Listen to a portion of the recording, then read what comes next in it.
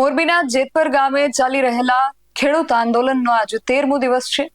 ગઈકાલે મોરબીની અને જેતપરની આસપાસના જે ગામો છે એ વિવિધ ગામોની મહિલાઓ આ છાવણીની મુલાકાતે પહોંચી હતી।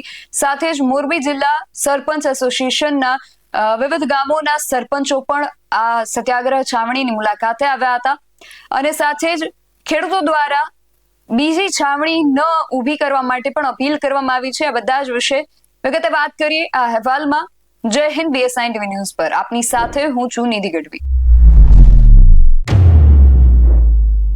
મોરબીના જેતપર ગામે ખેડૂતો વીજ લાઇનના મુદ્દાને લઈને જે સત્યાગ્રહ ચલાવી રહ્યા છે, આ મણાંત ઉપવાસ પર આ ખેડૂતો જે છે એ બેસી ગયા છે। આ ખેડૂત આંદોલન જે ચાલી રહ્યું છે એનો આજે 13મો દિવસ છે। ગઈકાલે મોરબીની આસપાસ ખાસ કરીને જેતપરની આસપાસના અમુક જે ગામો છે, મોરબી જિલ્લાના અમુક જે ગામો છે એ અમુક ગામોમાંથી મહિલાઓ આ સત્યાગ્રહ છાવણીની મુલાકાતે આવી હતી। સાથે જ મોરબી જિલ્લા સરપંચ એસોસિએશન જે છે એના અમુક ગામોના સરપંચો આ ગામની મુલાકાતે આવ્યા હતા અને એમાંથી એવા પણ સમાચાર સામે આવ્યા છે કે જેતપરની નજીકનું એક ગામ છે અદેપરના જે સરપંચ છે જનકસિંહ ઝાલા, એમના દ્વારા ખેડૂતોના સમર્થનમાં એમણે પોતાના સરપંચ પદેથી રાજીનામું આપી દીધું છે। સૌથી પહેલા તો જનકસિંહ ઝાલાએ રાજીનામું આપતા જાહેરમાં શું કહ્યું છે એ સાંભળીએ, પછી આગળ વાત કરીએ। સંખ્યામાં બધા સરપંચો આવ્યા છે, તે બધાનો હું અહીંયાથી ખેડૂત આંદોલન તરફથી હું ખૂબ ખૂબ આભાર અને અભિવાદન કરું છું। મારું નામ છે જનકસિંહ ઝાલા, મારું ગામ અદેપર, હું અદેપર ગામનો સરપંચ છું અને હું આજે અહીંથી જાહેર મંચ ઉપરથી રાજીનામું આપું છું સરપંચ પદેથી। જ્યાં સુધી આનો નિર્ણય નહીં આવે ત્યાં સુધી નહીં, આજે જ રાજીનામું, નિર્ણય આવે કે ન આવે, કારણ કે હું પણ એક ખેડૂત પુત્ર છું, એટલે હું આ જાહેર મંચ ઉપરથી રાજીનામું આપું છું। અને તમામ સરપંચો જે પણ એવું વિચાર્યું છે, અમારે હમણાં અહીંયા મિટિંગ હતી કે આપણે સર્વે સરપંચ રાજીનામું આપી એક સાથે। અહીંયા રાજીનામું સ્વીકારતા નથી એવી મને નિલેશભાઈ વાત મળી કે DDO સાહેબ રાજીનામું નથી સ્વીકારતા અહીંથી, તો અમે એવું વિચારણા કરી કે આપણે તમામ સરપંચો અહીંથી ડાયરેક્ટ મુખ્યમંત્રીને આપણે લેટર પેડ એક જિલ્લાનું લખી અને બધા ગામના સરપંચોના નામ લખી અને રાજીનામું જાહેર કરી કે DDO સાહેબ અમારું રાજીનામું કેમ નથી લેતા, અમે પણ ખેડૂત પુત્ર છીએ અને અમારી પણ આ માંગણી છે કે આ ન થવું જોઈએ અને યોગ્ય નિર્ણય લઈએ સરકાર।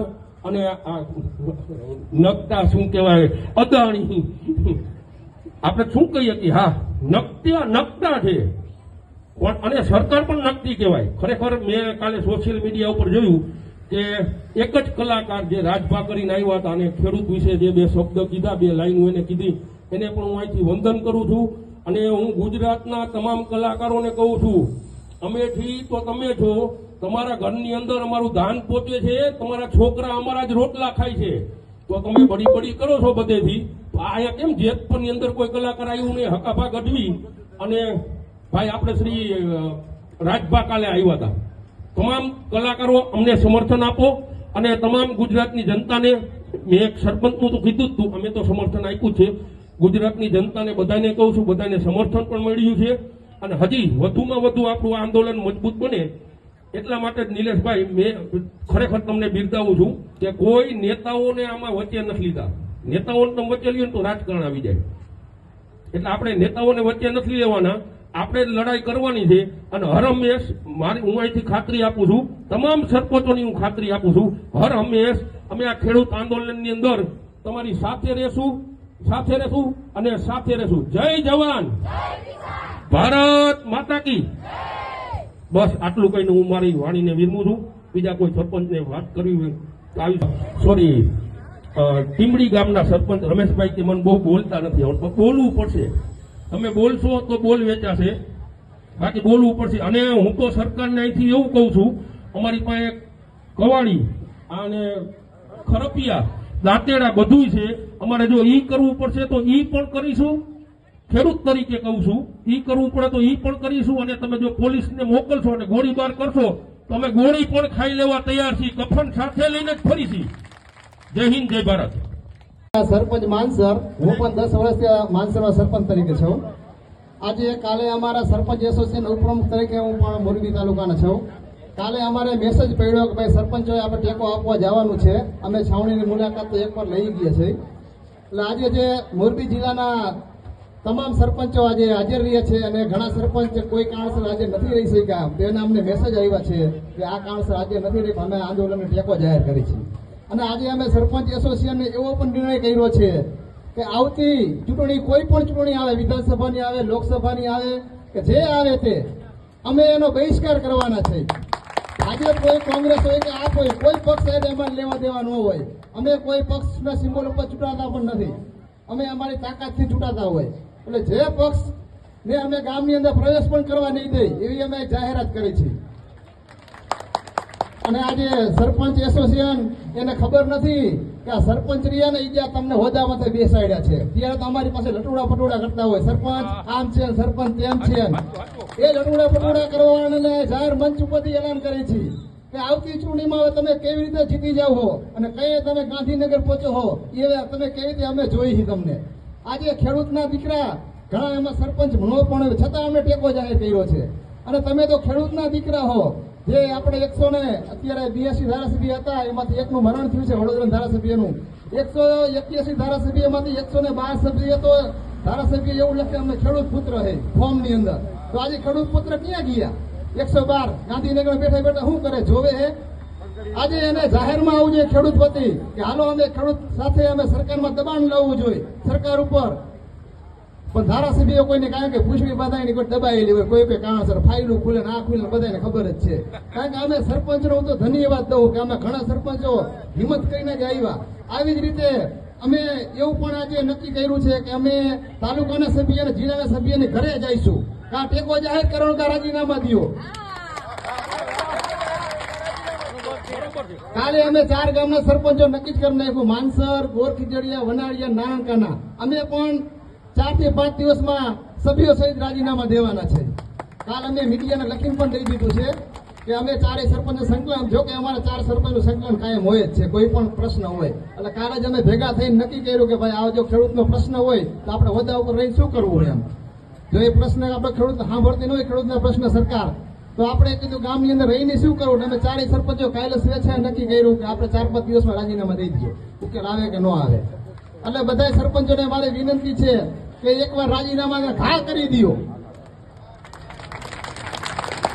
તો સરકારની આંખ તો જ ઉઘડશે. અને સરપંચોની તો સરકારને જરૂર રહી તો ખબર હે ને. તો આપણી પાસે કેવા આવે છે રાઈતે ફોન આવી, સરપંચ જોઈ દો ઓલા ખૂણે ઓલો આવી જાય. સરપંચ આખી રાત જાગ્યો હોય, ઘરના પૈસા બગાડી 25,000. એટલે સરપંચો તો આંખ ઉઘડી જ ગઈ. પણ મારે ખેડૂતોને કેવું કે હવે એને આંખ ઉગાડજો અને બટન દબાવજો કે જે ખેડૂત વતી જે અત્યારે ટેકો જાહેર કરવાય એને તમારે ખોબલે મત આપજો. અને નથી આવતા એને કહી દેવાનું ભાઈ તમે તો ભૂતો તો ને અત્યારે ઘરે જઈને હુઈ ગયા. જય જવાન, ખેડૂત એકતા. આ પહેલી વાર જિંદગીમાં મેં એક હાથમાં લીધું છે.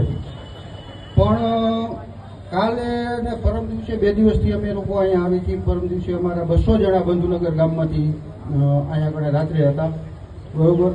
કાલે એવો મેસેજ પડ્યો અમારા સરપંચ એસોસિએશનના પ્રમુખશ્રીનો કે ભાઈ આપણે આ બાબતે હવે આપણે આગળ આવવું છે. એટલે આજે સરપંચ એસોસિએશનના લગભગ તમામ સરપંચો સહિત અમે આજે અહીંયા આગળ પ્રતિક ઉપવાસ ઉપર આવ્યા છીએ. અને અહીંયાથી સરકારને અમે એટલું જ કહી છીએ કે તમે જે ચૂંટણી આગળ ગાંધીનગર ને જે જગ્યાએ બેહો ને, તમને બિહારમાં હાંધાથી મોટો હાથ અમારો હોય છે. બાકી તમારી ઘરે તમારી બાયડીઓ, જો તમે ધારાસભ્ય અને સાંસદ નો થાને તો તમારી બાયડીઓ તમારી ઘરે તમારા કીધેલા સાથ ન કરે પછી કેવા તમારી હાથું થઈને અમે કાંઠે તોડી રાત ઉજાગરા કરી ચૂંટણીમાં અમે કરી. અમે તમને ચૂંટાવીને આગળ બેહારી તમને. બાકી તમે કોઈ પણ ગામમાં જાઓ, આજ મારા ગામમાં જ બંધુનગરમાં મારો ધારાસભ્ય કે મારો સાંસદ આવે ને એક મત નો દે ગામનો કોઈ. અને ટોટલ ગામની વાત કરું, મારા એક ગામની વાત નથી કરતો. અને તમે ભાઈ ખેડૂતના દીકરા હો, તમને ન ખબર પડે કે આ શું વીતે.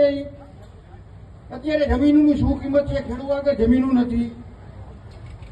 આજે મારા મિત્ર જનકસિંહે રાજીનામાની અધ્યક્ષના સરપંચશ્રીએ રાજીનામાની જાહેરાત કરી. એ સાથે જ હું પણ બંધુનગર ગ્રામ પંચાયતના સરપંચ પદે સરપંચ, ઉપસરપંચ સહિત તમામ સભ્યો અમે આજે રાજીનામા આપી છીએ.